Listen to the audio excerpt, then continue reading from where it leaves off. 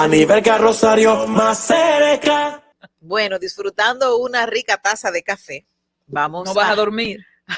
Vamos a recibir en estos momentos a una persona que cuando estuvo en República Dominicana como cónsul de su embajada a Haití, hizo un gran trabajo, tan loable que todavía los periodistas tenemos una referencia muy buena de Edwin Paraizón, del trabajo que hizo para lograr que República Dominicana y Haití mantengan relaciones armoniosas y de mutuo acuerdo y de sabios consensos. Vamos a recibir en este momento a Edwin Paraizón en este espacio más cerca para hablar de tantos temas que nos atañen y nos preocupan. Muy buenas tardes, Edwin. Más cerca de... Muy buenas tardes, muchísimas gracias para todo el equipo de Más Cerca y sobre todo con esas palabras de bienvenida que me llegan al corazón. Gracias. Son merecidas, don Edwin. Sí, son merecidas. Hoy le acompaña solo la parte femenina de Más Cerca, Marisol y una servidora, Aníbal Rosario, ya que nuestros varones, pues, no sé, parece que le están huyendo a la lluvia. Pero eso no afecta para nada este diálogo. Don Edwin, ¿cuál es la situación del COVID-19 en Haití? Nos preocupa porque se trata de un nuevo país que estaría, según las informaciones periodísticas, muy afectados del COVID. Hablo de un nuevo país porque no obstante la pandemia estar en un punto bastante fuerte, en Haití como que nos daba la sensación de que nada pasaba. De que no afectaba prácticamente. ¿Cuál es la realidad de su país a propósito del COVID-19 y el impacto en la población? No, efectivamente, lo has dicho muy bien, Anibelka, porque al principio de la pandemia, desde marzo del año pasado hasta final del año pasado, pues Haití daba unas estadísticas que demostraban un impacto muy menor del COVID-19 en comparación a la República Dominicana. Hay algunas personas pues que decían porque tampoco Haití había hecho una amplia campaña de pruebas. No habían tantos compatriotas que habían hecho la prueba del COVID. Sin embargo, sobre dos aspectos siempre se basaban algunos expertos para decir que es real. Es real la baja incidencia del COVID porque no teníamos un desbordamiento de la capacidad hospitalaria, 1.1. Dos, no teníamos un aumento anormal de las muertes, de los fallecimientos en Haití. Así que esos dos elementos eran fundamentales para ver cómo evoluciona la pandemia en Haití. Y ahora eso ha cambiado. Ha cambiado hasta tal punto que un hospital de referencia, como lo es el Hospital San Lucas, en la zona, en las afueras de Puerto Príncipe, pues ha anunciado que no puede recibir más personas contagiadas. También en el Hospital Universitario de Mirbalais no pueden ya recibir, no tienen espacio para recibir a más pacientes. Y hemos tenido en las últimas, 3 semanas, mucho más personas de nuestro entorno, personas que conocemos. Anteriormente, los muertos para muchos haitianos, salvo raras excepciones, eran muertos totalmente desconocidos. Pero ahora, pues tenemos, por ejemplo, la última personalidad conocida del país es el obispo Ducange, lo cual chocó fuertemente la Iglesia Católica. Pero también tuvimos el fallecimiento de la doctora Alexi y varias personalidades que últimamente han sido víctimas del COVID. Y ¿pero eso qué varió para que el COVID ahora esté incluso matando en Haití? No hay otra explicación que el descubrimiento o la llegada de las capas británicas y brasileñas. Ya científicamente se sabe que esas capas, esas cepas caminan mucho más rápidamente y hacen un daño mucho más, digamos, fuerte al organismo humano. Señor Edwin, al día de hoy, a esta hora, ¿maneja usted las estadísticas oficiales respecto al impacto en Haití? Y destaco lo de oficiales porque no necesariamente son las reales, pero son, ¿verdad? Son las oficiales. Para tener un punto de referencia. Y también el tema de las vacunas. ¿Qué hay en Haití de vacunas e inclusive de equipos de protección, sobre todo para el personal médico que trabaja el tema? Sí, bueno, sobre las estadísticas no lo tengo así actualizado para ese momento, pero puedo decir que ya andamos por encima de los 360 fallecimientos y también los casos activos, no necesariamente los casos sumados, contabilizados desde el principio de la pandemia, quizás pueden estar alrededor de unos 8,000 si mi memoria no me falla, porque he leído las estadísticas hace 2 o 3 días. Por esa parte. Por la otra parte, en cuanto a la vacunación, Haití en un primer momento rechazó totalmente la oferta que le había hecho la OMS de la vacuna AstraZeneca. Tengo un problema para pronunciar, pero no, ya saben de lo que estoy hablando. La AstraZeneca, sí. Entonces, Haití lo rechazó porque tenía dudas sobre su efectividad, su eficacia, también tenía dudas sobre los efectos secundarios, pero no hace tanto tiempo el Ministerio de Salud Pública publicó un comunicado donde pues aceptan bajo las condiciones que en varios países también están usando las distintas vacunas. Es decir, que un ciudadano haitiano que tenga algún efecto secundario después de haber recibido la vacuna no puede demandar ni al Estado ni al laboratorio, a la empresa farmacéutica. Es el mismo protocolo que se está haciendo en Dominicana, por ejemplo. Exactamente. Entonces, ese mismo protocolo se aplica en Haití. Y esto pues ha traído también muchos debates en la opinión pública sobre la real eficacia de las vacunas. Y como siempre, en Haití también hay una campaña en las redes sociales de personas que no quieren vacunarse, que se firman o bueno, hay mucha confusión todavía, pero hay por lo menos una decisión formal que es comenzar pronto con una campaña de vacunación, pero la donación hecha por la OMS no sobrepasa los 750,000 dosis, lo cual también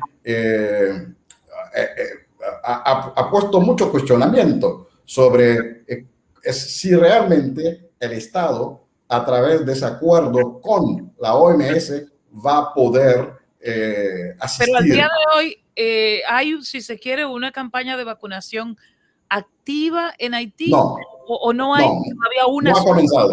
No ha comenzado porque las vacunas no han llegado. Ok. Pero Haití, a pesar de que está ahora luchando con el COVID-19, cuando ya todos los países nos hemos acostumbrado a ello, está sumergido en una crisis social, económica y política que aparenta no tener fin. Ustedes en Haití en estos momentos ha decidido posponer el referendo que tenía programado en estos meses. ¿Cuál es la situación política y social ahora mismo? ¿Las manifestaciones han cesado en Haití o continúan? Bueno, lo primero es que hay una pérdida real de la autoridad del Estado.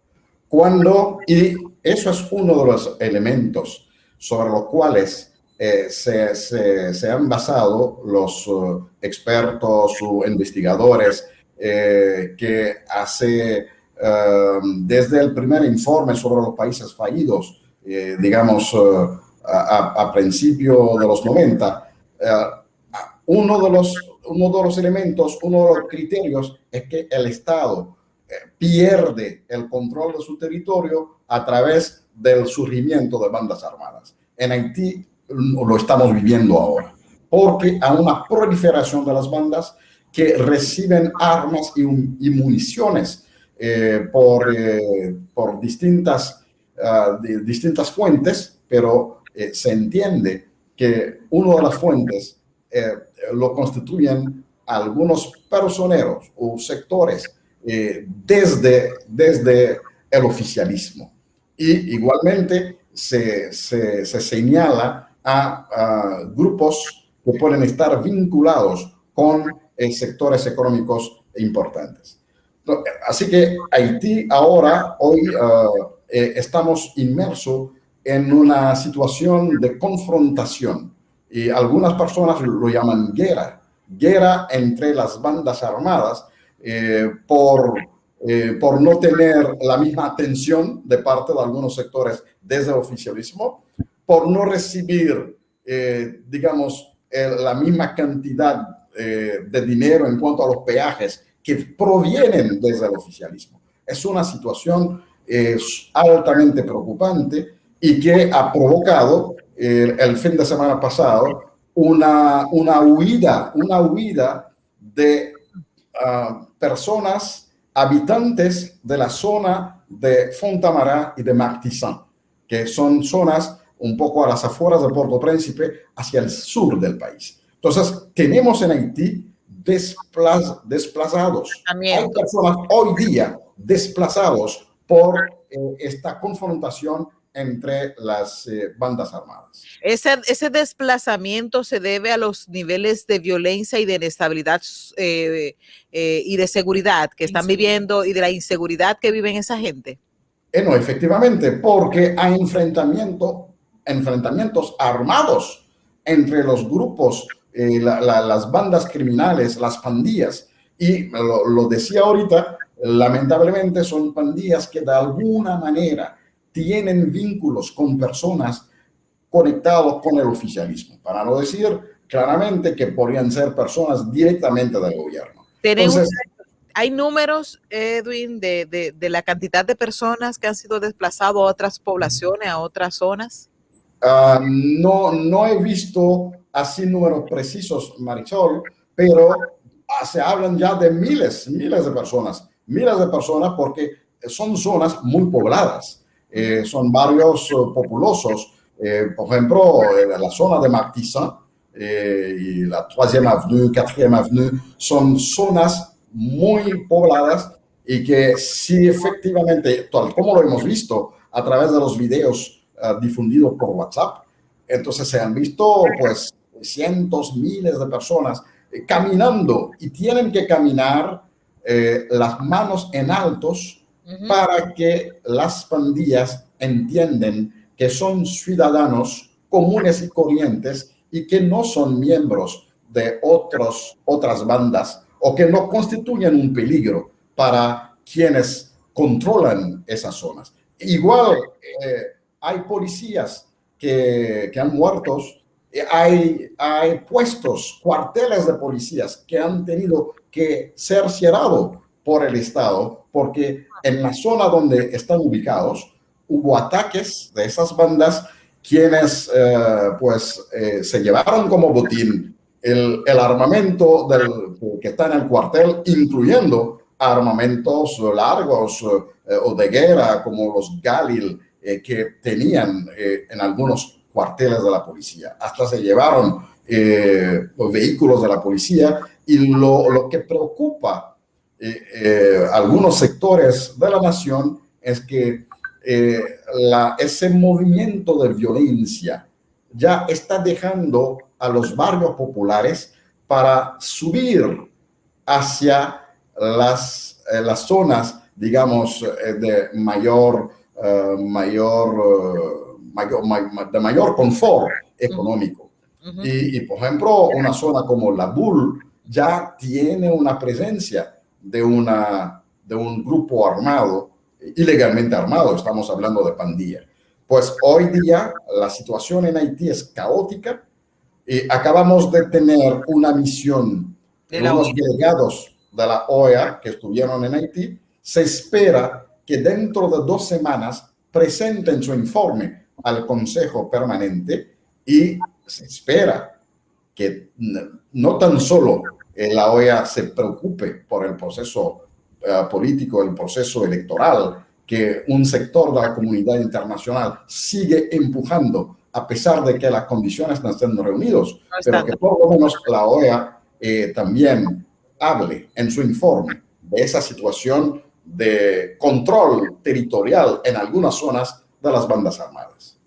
En otro orden, señor Parizón, hay un conflicto puntual en que puede perturbar las relaciones entre ambos países. Me refiero a lo que ya inició en una localidad de Haití, que es un proceso para hacer un canal que se alimente del fronterizo río Masacre.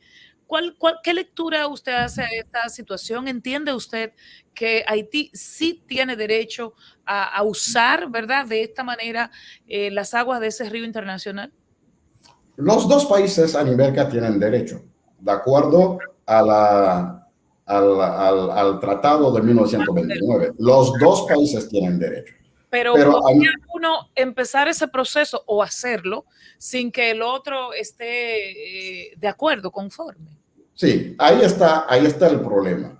En casos anteriores, la República Dominicana hizo algunos canales, hizo algunas acciones sobre el río sin avisar a la parte haitiana. Okay. La parte haitiana hoy día es su primera acción, pero entiendo que por cortesía Haití debió informar anticipadamente a la República Dominicana y debió presentar todas las informaciones, estudio de impacto, todos los datos técnicos que pudiera tener para justificar que ese canal que se vaya a construir no va a tener un impacto negativo hacia la República Dominicana. Eso debió hacerse sin considerar, sin importar que en el pasado la República Dominicana había hecho proyectos, acciones o lo que sea en el canal de manera unilateral. Ya es el pasado.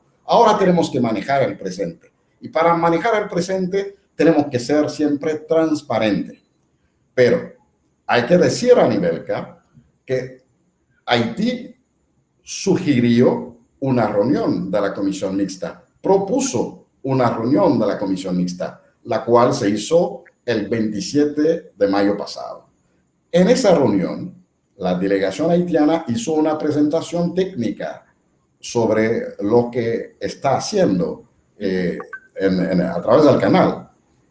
En esa reunión, la parte dominicana no presentó objeción a lo que dijo Haití, hasta tal punto, a nivel que hay Marisol y la teleaudiencia, que ambas partes firman una declaración conjunta, donde en esa declaración se reconoce que lo que se está haciendo en Haití no constituye un desvío del río. Lo que usted está diciendo, señor Parizón, coincide con la versión tras esa reunión que primero se difundió en los medios de comunicación. Sin embargo, ya la Cancillería Dominicana ha dicho que en lo único que está de acuerdo es en dialogar y le da un poco de lado a ese parecer que usted expresa y entiende que lo único que hay que hacer es dialogar para ver si se llega a un acuerdo con el tema del canal. Entonces, ¿qué fue lo que pasó? Si ese fue el acuerdo, ¿cómo es posible que Dominicana hoy pues lo niegue? No, por eso yo decía, ni siquiera es mi parecer, Anibelka, no es mi parecer. Hay un documento y que se queda como un documento histórico. Es un documento firmado por ambos responsables de la Comisión Mixta. Por la parte haitiana, el documento fue firmado por Marie-André Ami.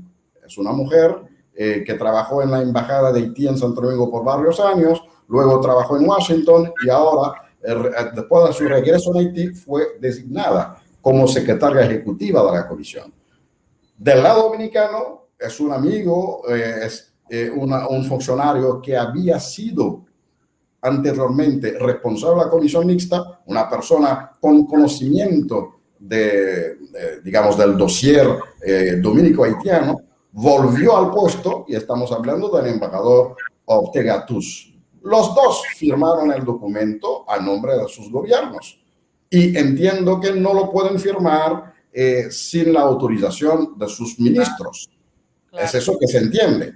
Y pues subrayo que en ese documento se reconoce, después de los considerandos, entonces dicen, se reconoce que lo que está haciendo Haití no constituye un desvío. Además, el INDRI, que es el órgano competente en la materia, había hecho un documento de briefing para la delegación dominicana, para que lo lean y que todo el mundo vaya a la reunión un poco más informada. Y en ese documento de briefing, el INDRI también, un documento que fue publicado por la prensa, asume y dice que lo que Haití está haciendo no constituye... Entonces, ¿dónde está el problema?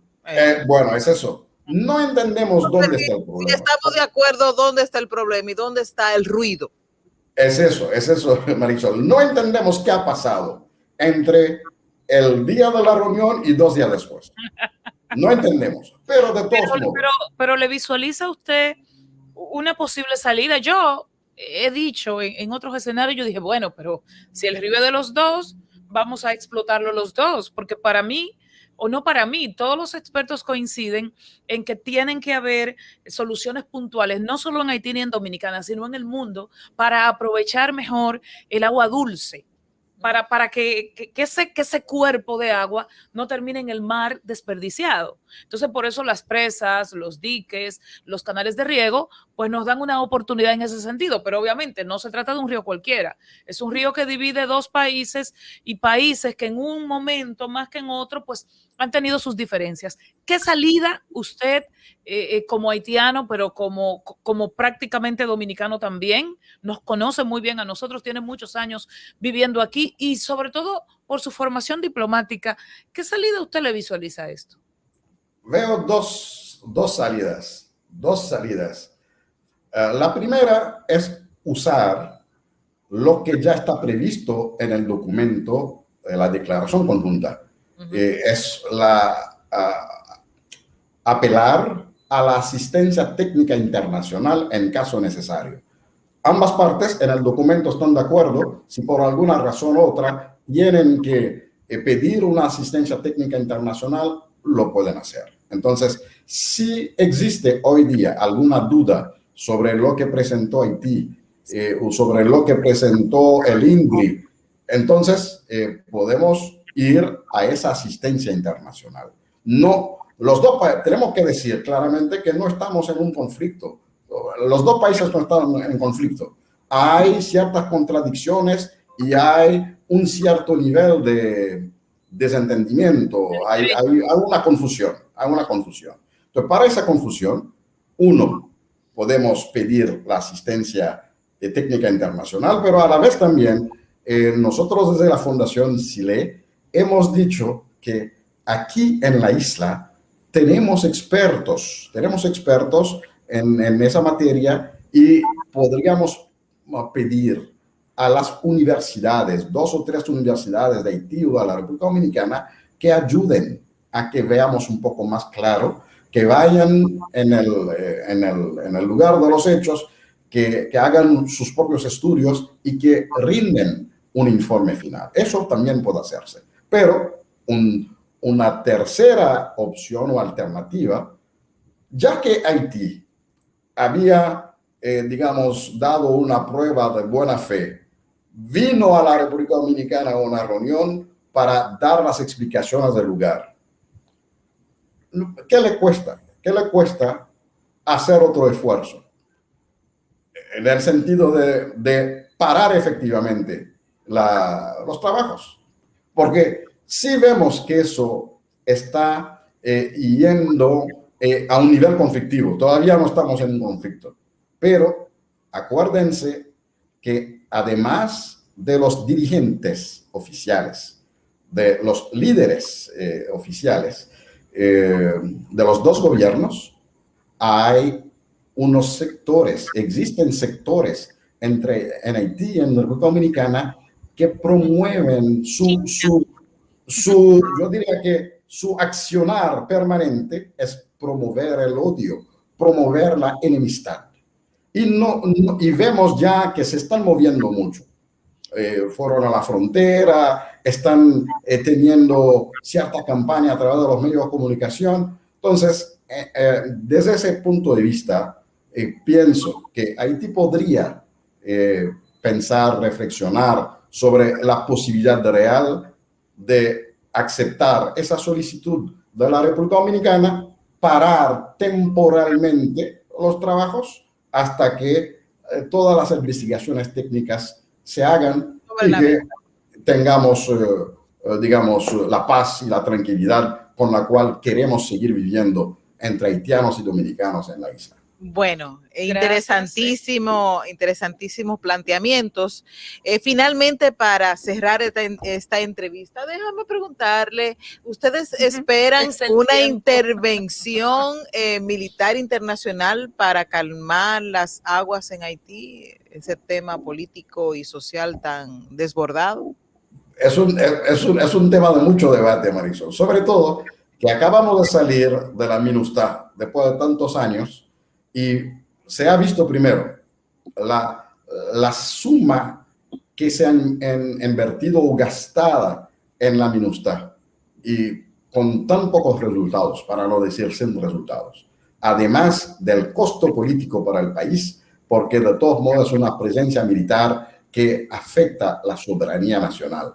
Y ahora hablar de una presencia militar para ayudarnos a salir de esa situación también es algo muy complejo. Y por eso se está, digamos, promoviendo algún tipo de acuerdo interhaitiano. Que sean los haitianos, aunque con cierto acompañamiento de la comunidad internacional, pero que los haitianos tenemos que hacer un sobreesfuerzo para demostrar que podemos tener también en un momento histórico tan dramático, que podemos tener capacidad de dialogar y de salir adelante. Lo mejor es realmente resolver los conflictos en casa y con gente de la casa. Gracias, Edwin Parizón, ex cónsul de Haití en República Dominicana y también el presidente de la Fundación SILE. Gracias por acompañarnos y estar más cerca. Con mucho gusto siempre. A nivel Carrosario más cerca.